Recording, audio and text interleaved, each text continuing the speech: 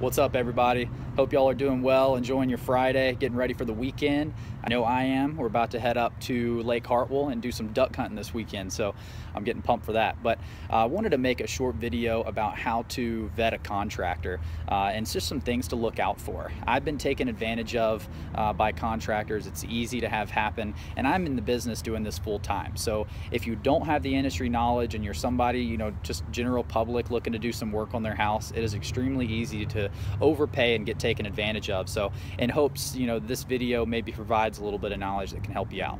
So the first thing, and what I think is the most important, is where you're getting these contractors from. I will only get a contractor from a referral source. Now that's another investor friend or acquaintance that I had that has used a certain someone before and referred them to me because of the good work or service that they did. So that's the only reference. I wouldn't use Backpay or Craigslist or Angie's List or anything like that. Other go to referrals. Now the second thing is find past clients. Call that contractor and ask him if he can give you some other clients that he's done work for that you can go check out.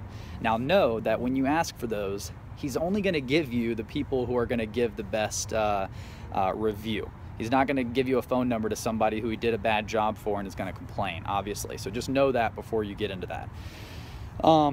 But don't just call them. I made the mistake before of just calling and not really checking up, and I looked at pictures, but pictures can really be deceiving these days.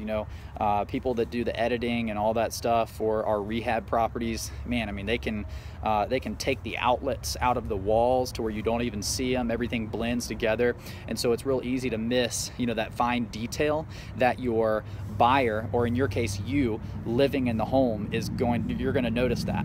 So go to these past projects that they've done, knock on the door, ask if you can see the quality of the work of the contractor. Now the next thing is their response time. Now you really don't want somebody who you have to call 12 times before you get them to pick up because they're so busy doing this or that, or just bad at getting back with you. So do a little trick. Call them at 8 o'clock or 8:30 or even 9 o'clock. Maybe play around with it a couple different days. Call them late and see if they answer. If they answer that late, awesome, you've got somebody that's going to be pretty responsive. If they don't, leave sort of an urgent voicemail and see how long it takes them to respond to that voicemail. It'll give you a good idea on how fast they're going to respond. And if they don't respond quickly when they're trying to get your work or your job, then once they already have it, it's going to be even worse. So keep that in mind. The second thing would be going to see the work, or the third thing, I'm sorry. So if it's applicable, if it's a big job, make sure they're licensed and then make sure they're insured.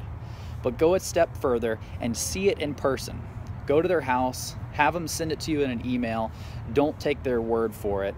You can also search on Google and find every licensed general contractor in Georgia and make sure that they actually are licensed. And then the last thing is, if your job needs a permit, do not go off their word that the permit has been pulled.